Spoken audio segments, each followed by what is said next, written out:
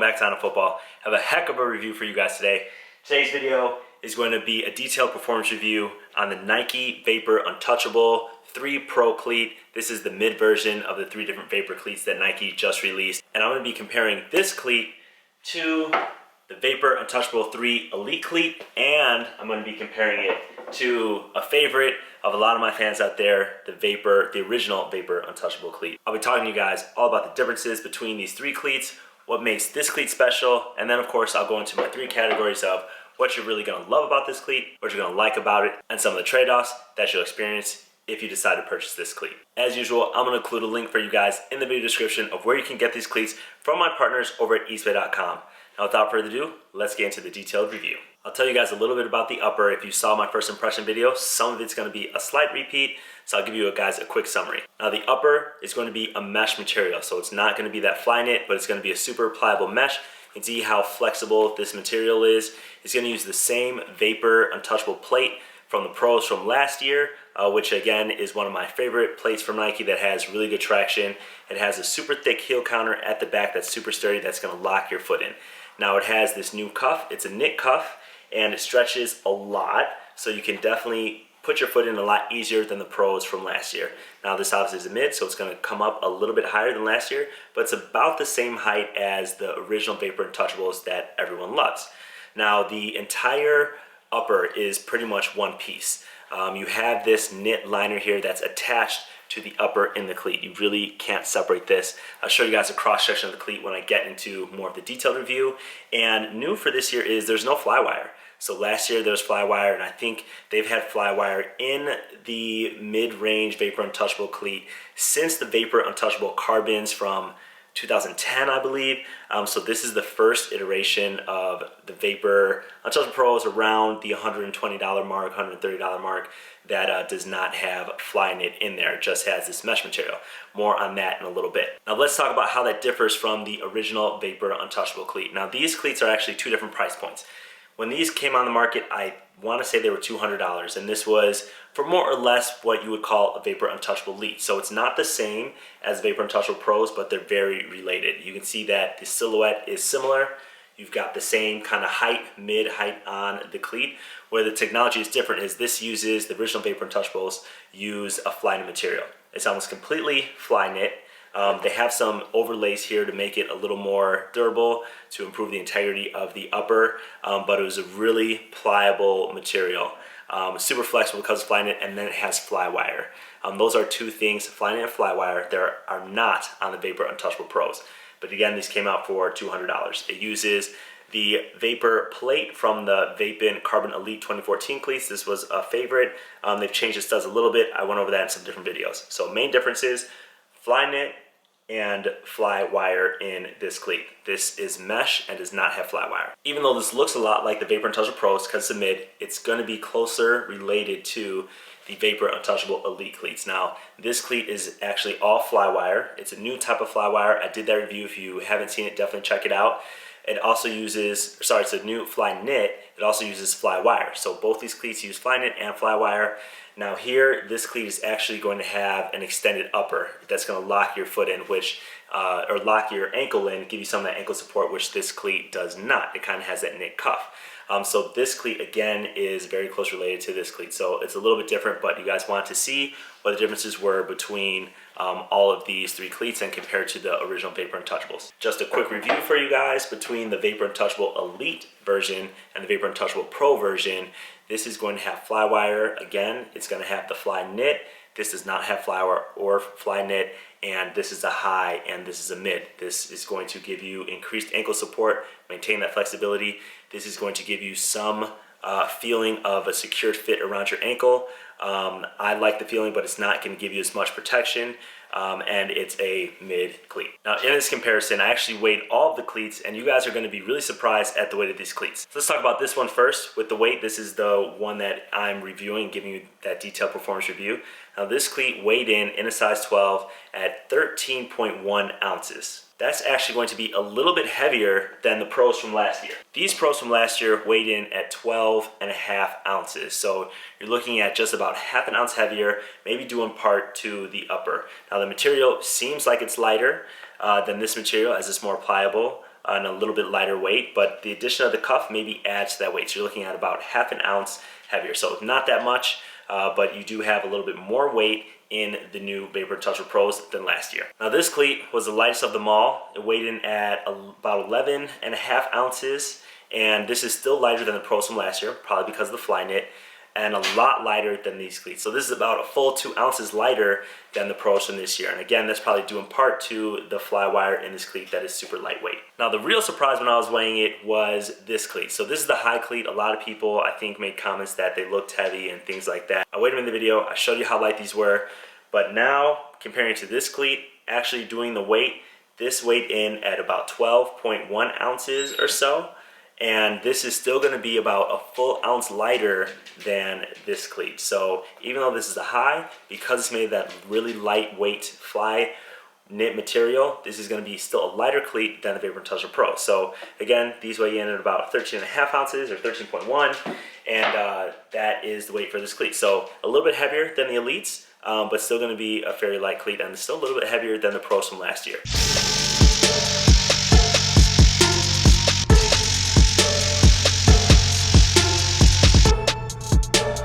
I talked about the upper. As you can see that, I definitely dissect these cleats, cut them in half so you guys can see the interior. Now this is going to compare very much to the Vapor Untouchable Elite cleat. It's going to have the same outsole, the same cleat pattern. It's actually going to have the same midsole as well, or the same midsole and the same insole. The only difference here is that on the Vapor Untouchable Elites, it has the Nike grip. This actually prevents your foot from slipping if you use it in combination with the Nike grip socks, and this does not. But other than that, it's going to have the same thickness in the padding, and it's going to have the same midsole and outsole. Now, as you can see, there's no fly wire inside this cleat, not even in the upper. It's still pretty much one piece because they've sewn this to it, so when you put your foot inside, you're all just feeling one piece. It's very much like a sock, so it gives you that nice tight fit. Because it's mesh, it's going to form to your foot, so maybe that's why you don't really need the fly wire. Something I definitely would have preferred, because I love the way that fly wire really wraps your foot, of course, with the fly knit. But again, you've got the mesh here, you've got the interior sock liner, and then you've got this cuff. So there you can see exactly what the inside of the cleat looks like. Something that shares in common with the Vapor Untouchable Elites is going to be this thick padding. You can see how thick this padding is, and this is going to be thicker than any of the Vapor cleats that I've seen in the past, and this really helps you get some of that heel lock. So you can see the cutout here for, if you look at the shape of your foot, you actually have a cutout here for your heel that's going to secure your foot and lock it in. Now this doesn't look very breathable here, except for the mesh tongue, but even with that, I didn't really feel like I got so hot in the cleat. If you saw my Vapor Untouchable Elite video, you're actually going to love a lot of the same things that you like in that cleat in this cleat. So one, is going to be form-fitting, because I talked about the mesh in the upper, and I talked about the sock liner, how it's actually going to mold to your foot.